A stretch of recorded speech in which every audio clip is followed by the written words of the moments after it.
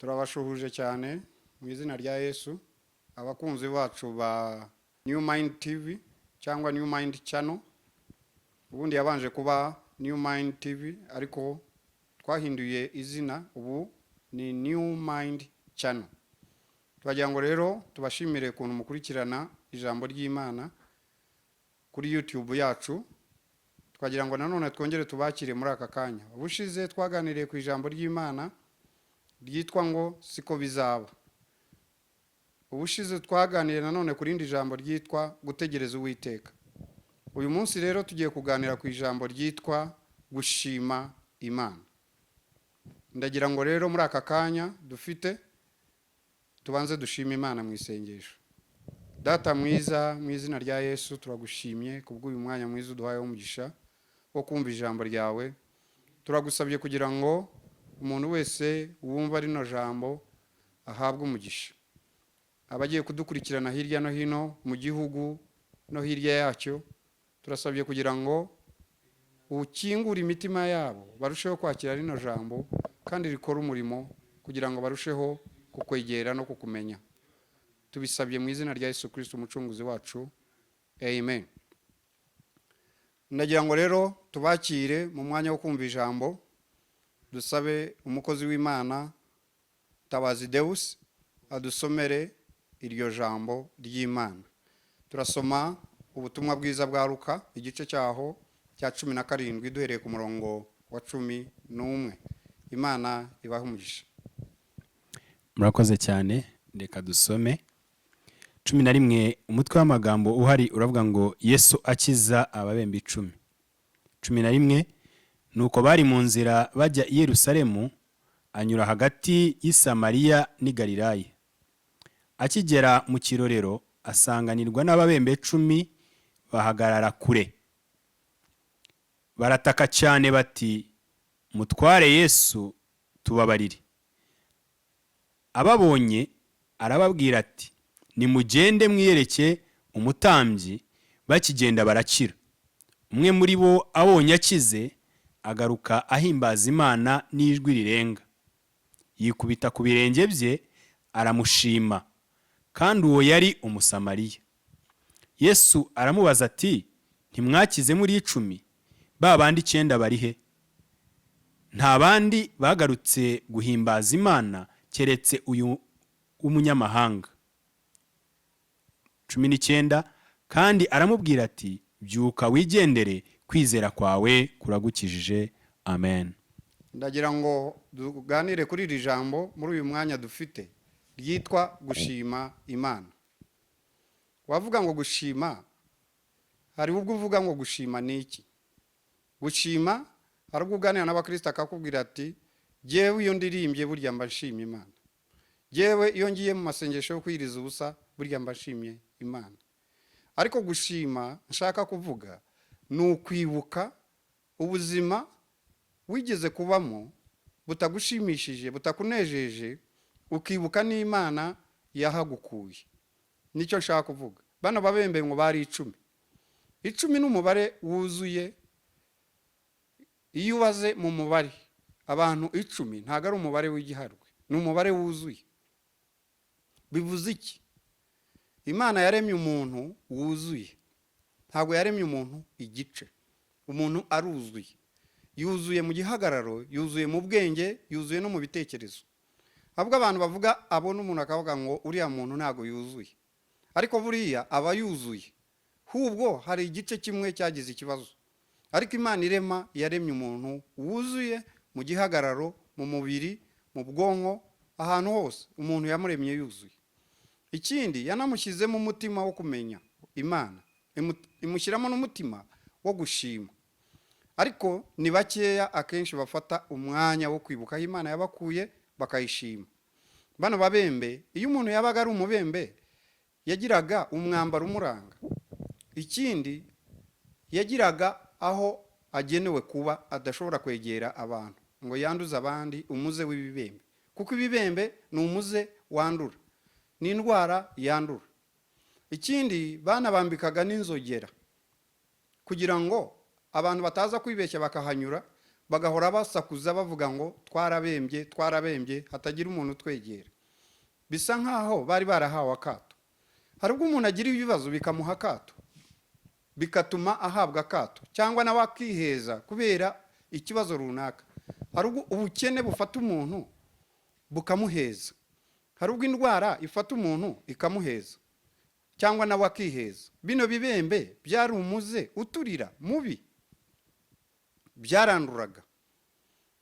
Ndagira ngo rero mbwire abakristo banteze amatwi, ni abantu bake bashobora gushima Imana iyo Imana yabakuye mu bihe bibi. Bano bantu bari mu bihe bibi, abantu 10 bageze igihe barataka, batakira umwami Yesu, bamenya ko ahanyuze muri icyo gice. Barataka cyane bati mutware Yesu tubabarire. Ukuntu tujya dutaka turi mu bibazo, turi mu ngorane, turi mu ndwara, turi mu bigeragezo, turi mu bukene, turi mu bintu binyuranye, umuntu ugasanga arataka ati ningira amahirwe Imana ikankiza iki, ningira amahirwe Imana ikanyigisha, ningira amahirwe Imana ikanyishyurira ideni, ningira Imana nkagura imodoka, ningira Imana nkiga kaminuza nkayisoza, ningira umugisha iyi ndwara nkayikira, nzashima Imana. Abantu benshi hirya no hino niko baba bameze. Bano bari 10 bafite ubwo burwayi, Yesu abagirira impuhwe kubera gutaka. Hari ubwo abantu bataka bari mu bibazo, Imana ikabumva ikabagirira impuhwe ikababohora. Bamaze gutaka uko ari 10, Yesu arababwira ati nimugende mwiyereke umutambyi. Ngo bakigenda barakira. 9 ntibagarutse. Nta nubwo nzi ko bageze ku mutambyi, kuko Yesu yarababwiye ngo nimugende mwiyereke umutambyi. Bakigenda bataragera ku mutambyi barakize bose uko ari 10. Umwe muri bo abonye akize, yibuka uko yari arwaye, yibuka imyaka hamaze, yibuka umuze w'ibibembe, agira amahirwe abona Imana iramukijije. Avuga ati mbere yo kujya guhiga amafaranga, mbere yo kujya kwiga, mbere yo kujya gushaka umugore, mbere yo kujya gucuruza, mbere yo gukora ikintu icyo ari cyo cyose, kambanze njye gushimira umuntu wankijije. Yibutse ko yari ababaye, yibutse agahinda, yibutse imyaka yarize, yibutse umubiri w'uko wasaga, yibutse akato yari arimo, yibutse uruzitiro yari yarashyizwemo n'umuze w'ibibembe. Aravuga ati mbere yo kugira icyo nkora kanjye gushima, asubirayo yikubita imbere y'ibirenge bya Yesu ashima Imana. Yesu ngamubonye aramubaza ati umva ikibazo Yesu yamubajije. Yaramubajije ngo nimwakize muri 10, kuki hagarutse umwe? Imana ibishaka ko iyo idukoreye ibitangaza twese wa mubare wuzuye, buri muntu wese akwiriye kuza gushima Imana. Noneho ikibabaje, uwaje ngo yari n'umunyamahanga. Umunyamahanga ntago yari umuyahudi. Aramubaza ati ntimwakize muri 10, nta bandi bagarutse guhimbaza Imana? Bivuze iki? Hari ubwo Imana idukorera ntitugaruke, kandi buri mukristo wese agomba kugaruka gushima uwagukijije, gushima uwakwigishije, gushima uwakurinze, gushima uwaguhaye urugo, gushima uwaguhaye inka, gushima uwagukoreye ibikomeye, gushima uwaguhaye business, gushima uwaguhaye ubuzima. Umuntu w'umukristo agomba kuba mu mutima we afite mu mwanya wo gushima Imana. Nagira ngo rero hamwe n'iri jambo ngana ku musozo, ariko buri mukristo mushishikarize kujya afata umwanya wo gushima Imana. Jya wibuka Imana aho yagukuye, jya wibuka igihe wari mu bibazo, jya wibuka igihe wari urwaye, jya wibuka igihe waburaga amafaranga yo kwiga, jya wibuka umuntu wagukuye ahantu, jya wibuka umuntu wagutabaye, jya wibuka umuntu wagufashije akagushyigikira. Imana niba yaragushyigikiye, hari ubwo umuntu arira akavuga Mana, hari ubwo umuntu abura umuvandimwe akavuga Mana, aha hantu nzaharenga gute? Ibyiringiro akenshi by'abantu babishyira mu bandi.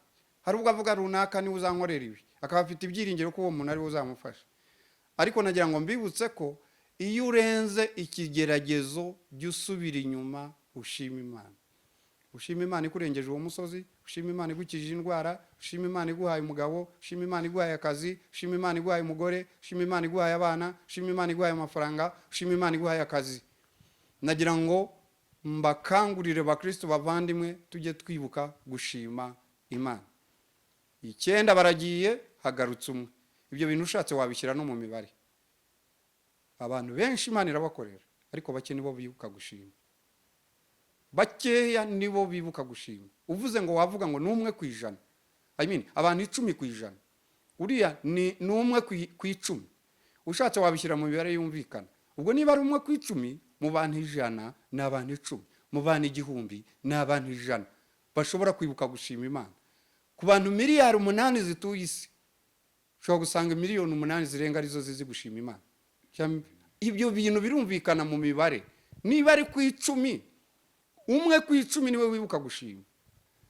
Ariko twese Imana iba yaradukoreye. Abantu 10 Imana irabakoreye. Umubare wuzuye 10 ni umubare wuzuye. Abatuye isi bose Imana irabakorera.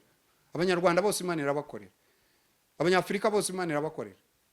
Abanyaburayi bose Imana irabakorera. Nicyo bivuze umubare wuzuye 10 ni umubare wuzuye. Twese uko twagatuye isi kutuyuzuye Imana iradukorera. Ariko abibuka gushima ni bake.